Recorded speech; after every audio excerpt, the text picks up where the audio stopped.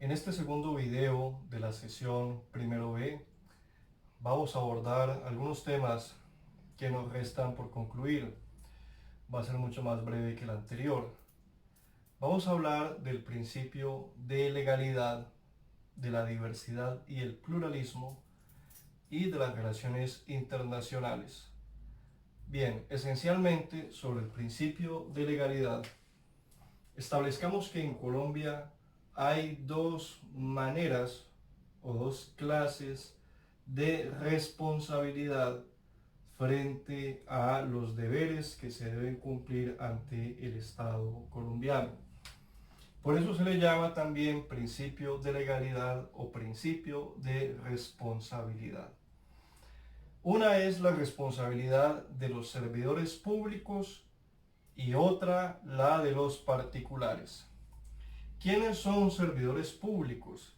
Las personas que están vinculadas al Estado, es decir, quienes son funcionarios públicos o quienes ejercen o cumplen una función pública aunque sean particulares.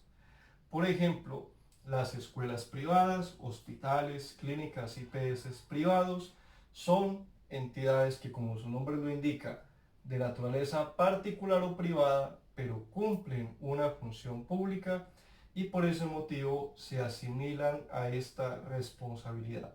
Es un tema de muchas discusiones, pero simplemente vamos a categorizarlo así por efectos prácticos y pedagógicos. Cuando ustedes son jurados de votación, tengan en cuenta que están desempeñando una función pública transitoria, pero eso los cobija bajo la responsabilidad de los servidores públicos mientras cumplan o desempeñen esa función. Los particulares entonces son quienes no pertenecen a la estructura del Estado colombiano, no están vinculados al Estado colombiano ni tampoco ejercen funciones públicas. Como lo digo, vamos a expresarlo así de manera resumida, simplemente para efectos prácticos y pedagógicos. Bien, entonces, ¿cómo es la responsabilidad de unos y otros? Los particulares solamente responden por acción, por acción. Esto es, por haber quebrantado una prohibición legal expresa. Tiene que estar establecida en un texto, en un código, en una ley, para ser claros, en un acuerdo, en una ordenanza, como una conducta prohibida. Si no está prohibido, está permitido para los particulares. Lo que no está prohibido está permitido. Hay un caso muy famoso y es el del primer desfalco que se hizo por vía electrónica, o sea, el primer fraude electrónico que se hizo en Colombia a los bancos. El caso de Roberto Soto Prieto, ustedes lo pueden buscar por internet. En ese momento no era considerado delito, no estaba tipificada en Colombia la conducta del delito penal por vía digital, del delito de hurto, de fraude electrónico, como se quiera decir. En ese momento entonces no era posible imponer una sanción penal al señor Roberto Soto. Así ha pasado sobre todo con el advenimiento de las nuevas tecnologías. Algunas conductas, como no estaban previstas en el Código Penal o en cualquier otra normatividad del Código de Policía, etcétera, como violatorias de la ley y la Constitución, entonces la autoridad pública no podía intervenir, porque la cláusula de los particulares es tener el mayor rango de libertad. Por otra parte, los servidores públicos responden por acción, como los particulares. Si quebrantan una norma, pues también responderán. Pero además de hacerlo por acción, los servidores públicos responden por omisión y por extralimitación en sus funciones. Vamos a explicarlo.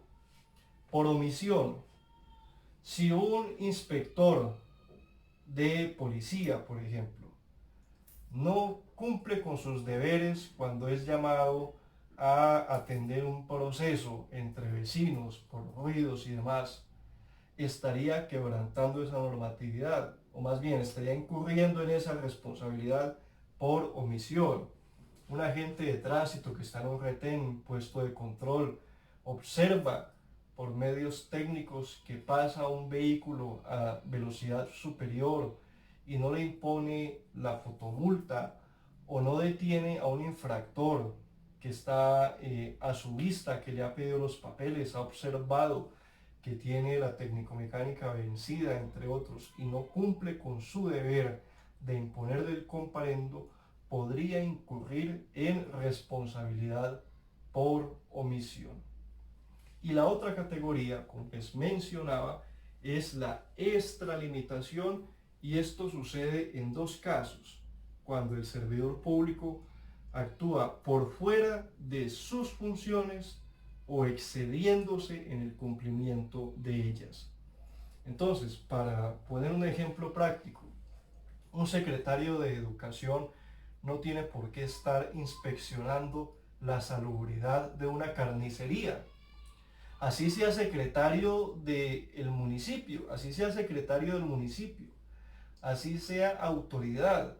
Él tiene su propia órbita de competencia y es la materia de la educación. Él no tiene por qué estar revisando si los mataderos de carne cumplen o no con normas de higiene. No es su papel, no es su tarea. Si él se va de inspector sanitario, está excediendo sus funciones y puede responder por extralimitación. Por otra parte, frente a los excesos, lamentablemente el ejemplo que podemos ver más cercano es cuando en algunos episodios se observa que la fuerza pública ha actuado con fuerza desmedida o aplicando agresión desmedida frente a una persona en el momento de capturarlo, de detenerlo, de retenerlo y demás. Lamentablemente es el ejemplo más cotidiano y en el que seguramente ustedes se podrían ilustrar mejor. Evidentemente en esos casos la autoridad está yendo más allá de su competencia, porque la fuerza pública, esto lo digo desde ahora, que más adelante nos va a servir en otro tema, la fuerza pública sí tiene la posibilidad de ejercer algún grado de coerción para capturar a un individuo que está siendo, sobre el cual se libró una orden de captura por parte de algún juzgado, o alguien que ha sido sorprendido flagrantemente al cometer un delito. La fuerza pública tiene cierta potestad para detener a ese individuo y aplicar una fuerza proporcional a la resistencia. Cuando esa proporcionalidad se pierde y ya se pasa de un acto de captura a un acto de agresión, se podría estar hablando de extralimitación. Bien, estos, digamos, son los ejemplos para comprender en qué medida los servidores públicos responden por acción, por omisión y también por extralimitación. En últimas, o en síntesis, para los particulares, lo que no está prohibido está permitido.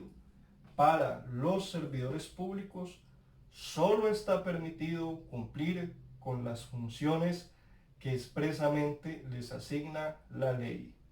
Esa es la distinción entre uno y otro, entre el régimen de los servidores públicos y el de los particulares. Bien, vamos a hablar ahora de la diversidad y el pluralismo.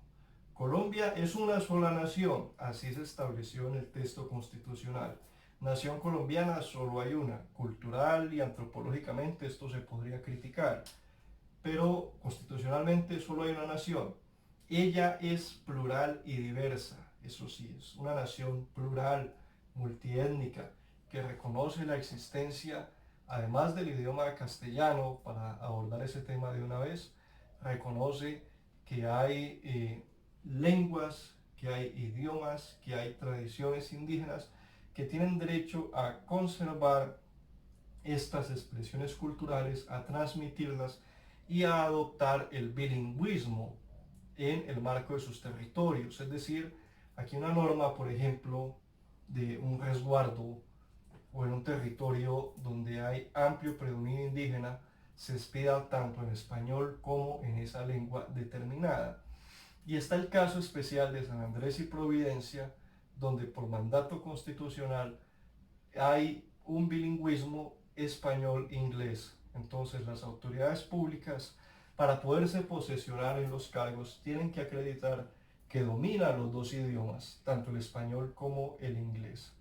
Esto se podría discutir, por qué no la lengua raizal, que es otro tipo de idioma, etcétera, pero así fue como se definió en el consenso constitucional.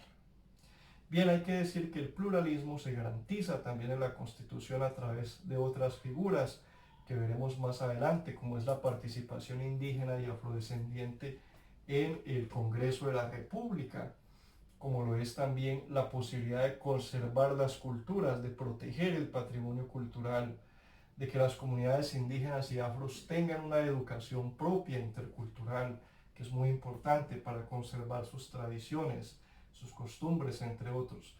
La protección del territorio colectivo de las comunidades indígenas y afrodescendientes como un factor esencial para la vida democrática nuestra. Está en el pilar de nuestra Constitución la protección de estos territorios. Y por otra parte, la administración de sistemas de justicia ancestrales. La justicia indígena, que está reconocida como justicia especial o como jurisdicción especial por nuestra Constitución. Bien dicho esto, vamos a pasar a las relaciones internacionales. Hay que decir que Colombia desde mucho tiempo atrás, casi que a lo largo de toda su vida republicana, ha tenido una tradición de respetar la soberanía de los demás estados, es decir, de no inmiscuirse en luchas intestinas o en discusiones acerca del régimen político de otros estados, tal vez hasta ahora con la salvedad de una disputa sobre la continuidad o la legalidad o no del régimen de Maduro, que tiene otras implicaciones. Pero la tradición colombiana ha sido la del respeto y la legalidad jurídica internacional y así se le ha reconocido. Incluso en el caso de disputas como la de Nicaragua, la que existe entre Colombia y Nicaragua por una porción de mar territorial sobre San Andrés y Providencia. Ustedes han visto cómo en ese contexto Colombia acudió a la Corte Internacional de Justicia. Esto no quiere decir que no hayamos tenido guerras con otros países, como fue el caso de la guerra con el Perú. Bien, aún así, como les decía, la tradición de Colombia ha sido firmar todos los convenios y tratados internacionales.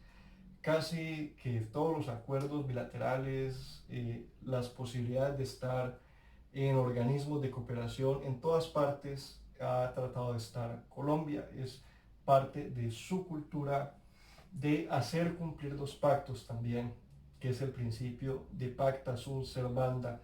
Los pactos son para cumplirse y tratar de resolver en la mayor medida de lo posible los conflictos a través de los medios que ofrecen las normas del derecho internacional. Curiosamente hay que decir que el gobierno de Juan Manuel Santos no quiso firmar un tratado internacional, y es el de los derechos de los campesinos. Ese pacto no se firmó. El gobierno colombiano ofreció sus razones, pero curiosamente firmamos todos los tratados internacionales, todos los que hay por ahí. Tenemos convenios con todas las islas, cualquier isla por ahí que aparezca, cualquier estado por ahí que medio surja, con todos ellos tratamos de tener acuerdos bilaterales o multilaterales, pero el Tratado de los Derechos del Campesino no se firmó, algo muy curioso. Y la declaración de los pueblos indígenas tardó bastantes años, casi 10 años o 12 años, en ser suscrita por el Estado colombiano. Entonces, bien, esos son puntos para reflexionar. Proseguimos ahora mencionando algunas particularidades sobre este tema del derecho internacional. Y es que en Colombia tenemos una categoría especial que se llama bloque de constitucionalidad. ¿A qué se refiere este concepto? A los tratados internacionales suscritos y ratificados por Colombia en materia de derechos humanos. En el Estado colombiano, En nuestra Constitución de 1991, artículo 93, se ha dicho que esos tratados internacionales se consideran parte de la Constitución política. Es decir, es como si a renglón seguido del último artículo constitucional se incorporaran esos tratados porque son del mismo nivel, son de la misma jerarquía. Repetimos entonces, los tratados internacionales de derechos humanos, suscritos, es decir, firmados y ratificados por Colombia en materia de derechos humanos, son parte de la Constitución política. Tienen el mismo rango, tienen categoría de norma constitucional en Colombia y por lo tanto se pueden aplicar directamente, así no haya una ley interna que los desarrolle, además de la ley ratificatoria del tratado. Y aclaremos esto, ¿por qué decimos suscritos y ratificados por Colombia? Porque quien firma el acuerdo, quien suscribe el acuerdo es el presidente y quien lo ratifica es el Congreso de la República.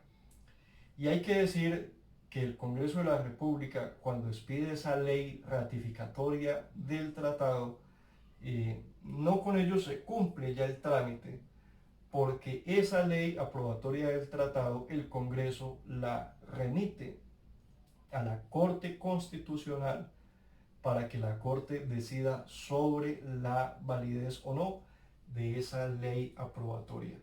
Entonces, en materia de tratados internacionales, intervienen los tres poderes del Estado o las tres ramas del poder público. El Ejecutivo firma el tratado, el presidente. El Congreso ratifica el tratado a través de una ley aprobatoria de tratado. Y la Corte Constitucional define o determina si esa ley, si ese tratado es compatible o no con los fundamentos básicos de nuestra Constitución política. Si es compatible con esos elementos esenciales de la protección de los derechos humanos, de los pesos y contrapesos de la estructura de nuestro Estado, entonces la Corte Constitucional determina entonces que ese tratado puede entrar en vigor, y así tenemos la intervención de todo el Estado colombiano en materia de las relaciones internacionales. Destaco e insisto, cuando un tratado internacional de derechos humanos ha sido suscrito y ratificado por Colombia, se puede acudir a él directamente, así en Colombia no haya mayor regulación sobre la materia. Tal vez el ejemplo más claro sobre esto es la consulta previa a favor de los pueblos indígenas y afrodescendientes, tribales, etc., cuando se van a desarrollar proyectos en sus territorios o cuando se van a adoptar decisiones que les afecten. Este derecho a la consulta previa ustedes no lo van a encontrar muy desarrollado en la Constitución política. De hecho, si acaso hay alguna mención por ahí abstracta, pero sí está en el convenio 169 de la OIT, de la Organización Internacional del Trabajo, que fue suscrita y ratificada por Colombia a través de la Ley 21 de 1991. Eso hace que en Colombia la consulta previa sea obligatoria, así no esté en la Constitución y así todavía las normas sobre ese tema sean incipientes. Todavía el protocolo no está definido con mucha claridad, aunque se está trabajando sobre eso. Lo mismo vale decir de la Convención contra las torturas, tratos crueles, inhumanos y degradantes, contra la eliminación de todas las formas de violencia contra la mujer, la Convención de los Derechos del Niño, de la protección de las personas en condición de discapacidad, entre otros tratados internacionales que Colombia ha suscrito. Tal vez uno de los más importantes, el Pacto de San José de Costa Rica, que es la carta de navegación del Sistema Interamericano de Derechos Humanos.